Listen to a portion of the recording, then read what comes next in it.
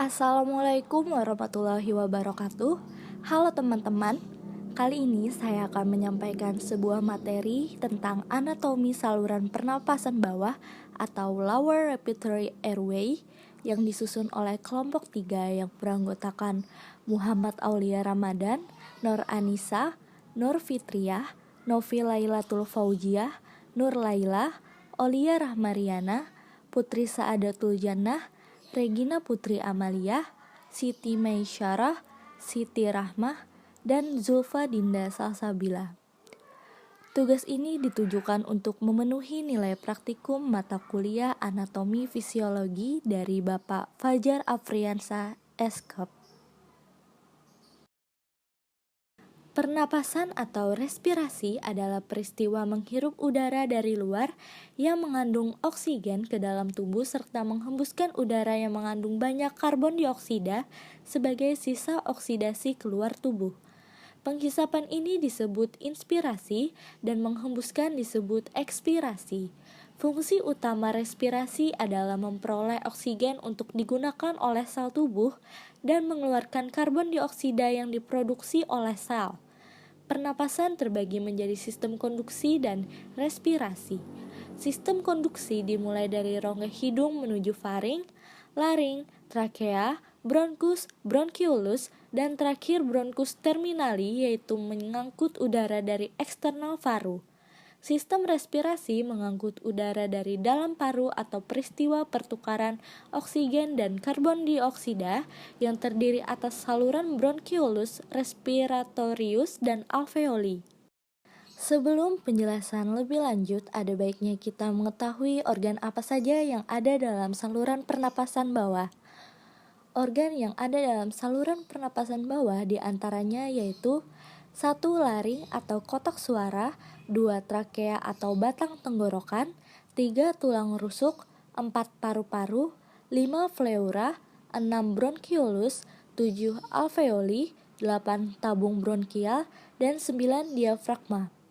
Organ-organ tersebut dapat kita lihat pada gambar berikut. Laring atau kotak suara atau voice box merupakan salah satu organ pada bagian leher yang melindungi trakea dan merupakan organ yang terlibat dalam proses produksi suara. Laring termasuk salah satu organ yang berperan dalam sistem pernapasan manusia. Letak laring berada sebelum trakea. Struktur dan bagian laring antara lain 1. Jaringan epitel. Ada beberapa jaringan epitel yang menyusun laring, namun sebagian besar tersusun atas epitel silindris berilia. Epitel lain adalah epitel pipi yang menyusun epiglotis. 2. Jaringan ikat. Terdiri dari lamina propria atau salah satu bagian membran basal pada lapisan epitel yang berfungsi untuk menghubungkan lapisan epidermis dengan jaringan lainnya, dan ligamen atau suatu kelompok jaringan ikat padat yang menghubungkan otot dengan tulang. 3. Tulang rawan atau kartilago. Tulang rawan yang menyusun laring umumnya merupakan tulang rawan hialin. Tulang rawan besar yang tidak berpasangan yaitu krikoid, tiroid, dan epiglotis. Tulang rawan kecil yang berpasangan ialah erythenoids, corniculate, dan cuneiform. 4. Jaringan otot. Otot yang menyusun laring ialah salah satu otot rangka atau otot lurik, yaitu otot yang bisa digerakkan sesuai dengan keinginan. 5. Jakun. Terletak pada tulang rawan tiroid yang merupakan tempat pertemuan dua kartilago hialin. 6. Epiglotis. Merupakan susunan tulang rawan yang terletak di belakang lidah dan di depan laring. Epiglotis biasanya mempunyai konformasi menghadap atas agar udara dapat masuk ke dalam jalur pernapasan selanjutnya. Trakea. Trakea merupakan suatu bagian dari sistem pernapasan memiliki bentuk seperti pipa tabung dengan panjang 10-16 cm dan diameter sekitar 20-25 mm. Trakea berada sesudah laring dan sebelum bronkus dan bersebelahan dengan esofagus. Trakea yang berbentuk tabung dibentuk dari 16-20 cincin tulang rawan yang berbentuk seperti huruf C. Namun, cincin ini tidak berbentuk lingkaran karena ujungnya tidak menyatu karena penempelan esofagus pada dinding trakea. Cincin tersebut diikat bersama dengan jaringan fibrosa. Trakea disusun oleh epitel bersilia yang mempunyai sel goblet. Sel goblet ini akan menghasilkan cairan kental atau lendir atau mukus yang melindungi dinding trakea. Saat sudah mendekati paru-paru, struktur trakea membentuk dua cabang yakni kiri dan kanan dan akan berhubungan langsung dengan alveolus, bronkus, dan paru-paru. Dinding trakea terdiri atas 3 lapisan, yaitu lapisan dalam atau jaringan mukosa, lapisan tengah atau jaringan otot dan tulang rawan, lapisan terluar atau adventitia atau jaringan ikat. Paru-paru. Paru-paru dalam istilah anatomi dikenal sebagai pulmo. Pulmo adalah organ khusus yang bertanggung jawab dalam proses respirasi serta terdiri atas dua bagian pulmo dextra atau paru-paru kanan dan pulmo sinistra atau paru-paru kiri. Selain itu, paru-paru juga berhubungan dengan sistem peredaran darah serta sistem ekskresi. Bagian dan struktur paru-paru antara lain, 1. Bronkus menghubungkan paru-paru sebelah kanan dengan paru-paru sebelah kiri. Bronkus tersusun oleh tulang rawan, otot polos, dan lapisan mukosa.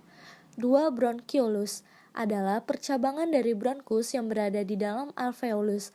Struktur jaringan pada bronchiolus tersusun atas sel epitel kuboid bersilia atau jaringan epitelium berbentuk kubus bersilia, serta otot polos. Bronchiolus dapat terbagi lagi menjadi bagian yang lebih kecil yang disebut dengan terminal. 3. Alveolus adalah tempat yang terjadinya pertukaran gas antara gas oksigen dengan gas karbon dioksida secara difusi. Struktur alveolus tersusun atas selaput tipis dan banyak terdapat kapiler darah. 4. Pleura adalah selaput yang melapisi paru-paru. Struktur pleura yaitu halus, licin, dan berbentuk seperti kantong. Pleura terdiri atas dua lapisan tipis yaitu pleura visceral dan pleura parietal. 5. Trakea atau tenggorokan merupakan bagian paru-paru yang menghubungkan laring dengan bronkus. Struktur trakea yaitu berbentuk tabung dengan panjang sekitar 5 inci. Trakea terdiri dari tulang rawan hialin yang dilapisi oleh sel epitel bersilia dan berbentuk seperti huruf C. 6. Diafragma menjadi pembatas antara rongga dada dengan perut.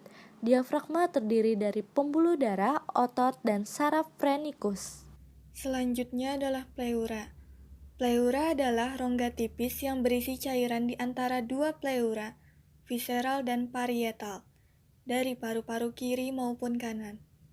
Pleura adalah sebuah membran serosa yang terlipat dan membentuk dua lapis membran. Pleura bagian luar atau parietal menempel pada dinding rongga dada, tetapi terpisah oleh fascia endotoraks. Pleura bagian dalam atau visceral menutupi paru-paru dan menggabungkan struktur-struktur seperti pembuluh darah, bronkus, dan saraf-saraf. Lalu ada bronkus. Bronkus atau tabung bronkial merupakan suatu cabang batang tenggorokan yang terletak setelah trakea dan sebelum paru-paru. Terdapat beberapa divisi bronkus di setiap lobus paru. Pertama, yaitu bronkus lobaris yang merupakan cabang bronkus utama. 3 di paru kanan dan 2 di paru kiri. Bronkus lobaris lalu akan bercabang lagi menjadi bronkus segmental. 10 pada paru kanan dan berjumlah 8 pada paru kiri. Bronkus segmental kemudian akan bercabang lagi menjadi bronkus subsegmental. Kemudian, bronkus segmental akan bercabang menjadi bronchiolus yang tidak memiliki kartilago atau tulang rawan pada dindingnya. Bagian-bagian bronkus antara lain: 1. Jaringan epitel yang menjadi penyusun bronkus adalah epitel silindris bersilia. 2. Lamina propria atau jaringan ikat merupakan lapisan jaringan ikat yang mengandung pembuluh darah, saraf, dan pembuluh limfa. 3. Lapisan otot yang menyusun bronkus terdiri dari otot polos. 4. Tulang rawan merupakan tulang utama yang menyusun sebagian besar saluran pernafasan. Tulang rawan pada bronkus tersusun seperti jala yang tidak teratur. Kemudian bronkiolus. Bronkiolus merupakan salah satu percabangan dari bronkus pada batang tenggorokan manusia. Bronkioli bercabang pada bronkus tersier pada bronkus dan kemudian menjadi tempat percabangan alveolus. Letak bronkiolus berbatasan dengan gelembung udara dalam paru atau alveoli. Dari letaknya, bronkiolus menjadi jembatan dari masuk keluarnya udara dalam sistem pernafasan manusia. Saat dihirup, udara akan ditarik ke dalam trakea dan masuk ke bronkus utama. Bronkus utama kemudian terbagi menjadi dua bronkus, yang kemudian membelah sebelum menjadi bronkiolus. Saat bronkiolus semakin menyebar, secara harfiah seperti cabang pohon, masing-masing ditutup dengan alveolus. Di sini transfer oksigen dan karbon dioksida ke darah terjadi. Bronkiolus terbagi menjadi 3 jenis yang semakin lebih kecil, yakni 1. Bronkiolus lobular, merupakan lobus yang lebih besar. 2. Bronkiolus terminalis, yakni ujung untuk transfer. 3. Bronkiolus respiratorius, ialah yang bertanggung jawab untuk mengarahkan udara ke alveoli. Bronkiolus lobular dan terminalis dikenal sebagai ruang mati karena tidak ada pertukaran udara yang terjadi pada lintasan ini. Bronkiolus berukuran kecil, mulai dari 0,5 sampai 1 mm. Alveoli. Alveolus merupakan suatu bagian yang mempunyai bentuk yang berlubang. Letak alveolus ini berada pada gian parenkim paru-paru yang tergolong ujung dari saluran pernafasan. Pada kedua sisi ini menjadi tempat pertukaran udara dengan darah.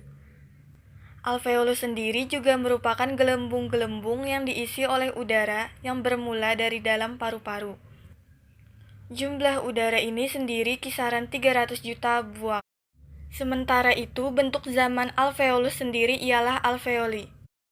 Berdasarkan susunannya, alveoli ini terdiri dari jaringan epitel yang terbentuk pada lapisan, dan matrik ekstraseluler yang dikelilingi oleh kapiler. Lalu yang terdapat di antara alveoli pada dinding alveolar yakni pori-pori atau dalam istilah lain pori-pori kon. Tetapi selain itu juga yang terkandung pada alveoli ini ialah beberapa serat elastis dan serat kolagen. Saat ketika langsungnya proses inhalasi, alveoli akan dipenuhi oleh udara. Maka adanya serat yang fleksibel yang ada di dalam alveoli membuatnya meregang. Bagian alveoli yaitu 1. Squamosa alveolar tipe 1 ialah suatu sel-sel yang mengolah struktur alveolar. 2. Sel alveolar besar tipe 2 ialah suatu sel berguna mensekresikan surfaktan dan membantu meminimalisir daya. Tetapi bukan hanya itu saja. Sel alveolar besar juga berfungsi penuh dalam membantu memperbaiki kerusakan yang terjadi pada endotelium dari alveolus. 3. Sel epitel squamosa ialah suatu sel yang mempunyai tugas dalam pembentukan kapiler. Lalu selanjutnya pada kapiler tersebut digunakan dalam pelarutan gas. Maka dalam penyusunan tersebut mencakup 70% dari daerah tersebut. Diafragma. Diafragma adalah organ yang terletak di antara rongga dada dengan rongga perut, yang berfungsi sebagai organ pembantu dari sistem pernafasan manusia. Diafragma merupakan otot penting yang memisahkan rongga dada, berisi organ-organ penting dengan rongga perut. Diafragma merupakan sekat otot berserat yang berbentuk seperti kubah.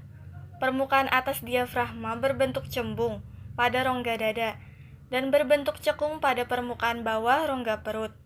Karena terdiri dari jaringan otot, maka diafragma dapat melakukan kontraksi dan relaksasi.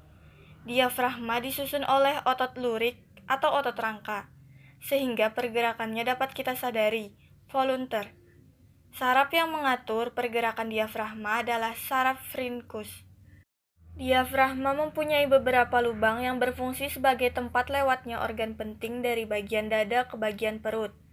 3 lubang utama yang terdapat pada diafragma adalah 1. Lubang aortik, merupakan lubang yang dilewati oleh aorta. 2. Lubang esofageal, merupakan lubang yang dilewati oleh esofagus. 3.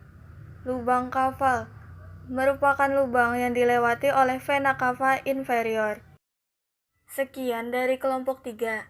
Semoga materi ini dapat kita pahami dan bermanfaat. Terima kasih. Wassalamualaikum warahmatullahi wabarakatuh.